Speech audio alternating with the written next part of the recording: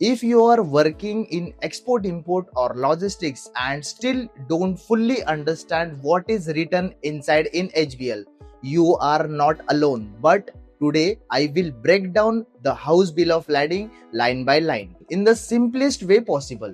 By the end of this video, you will be able to read any HBL confidently. So now, first of all, we will understand what is HBL.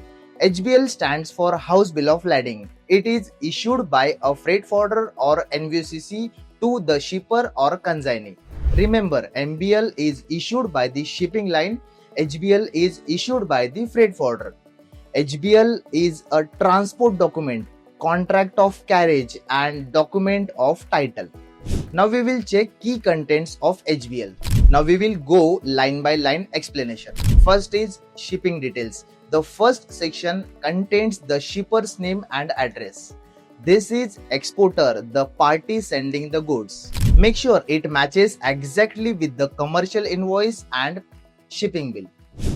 Second is consignee details. Next is the consignee. This is the buyer or receiver of goods at destination. It can be direct consignee, to order, or to order of bank. Wrong consignee details can delay cargo release. Third is notify party. Notify party is the party to be informed when cargo arrives. Usually the same as consignee but sometimes different. Fourth is HBL number. This is a unique bill of lading number. It is used for tracking, custom clearance and documentation reference.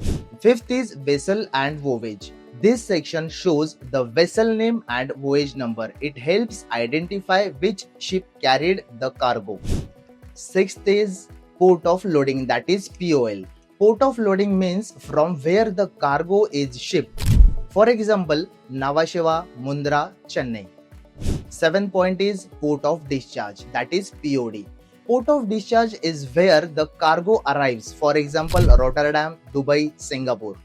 8th point is place of receipt, that is final destination. This shows the actual origin point or final delivery location if it's multimodal.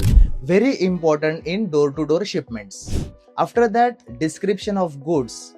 This is one of the most critical section. It includes product description, marks and numbers, HS codes sometimes. Description must match invoice and packing list. Misdeclaration can lead to custom issues. And then number of packages. This means total packages or cartons, pallet, drums, etc. Mismatch can cause serious disputes. 11th number is gross weight and measurement, that is CBM. Gross weight and CBM are mentioned here.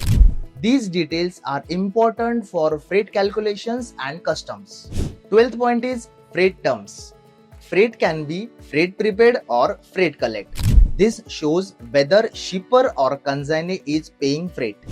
13th number is number of original BL copies, usually mentioned as 3 original bills of lading issued. Without original BL, cargo cannot be released unless surrender or telex release. 14th point is signature and date. Finally, the forwarder signed and dates the HBL. This confirms the contract of carriage. Why HBL accuracy is critical?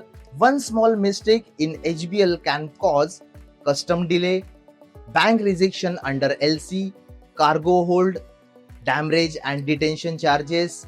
HBL is not just a paper, it is a legal document. So now the final summary is, to summarize, HBL contains shipper, consignee, notify party, vessel details, ports, descriptions, weight, freight terms and signature. If you understand HBL properly, you understand 50% of export documentation.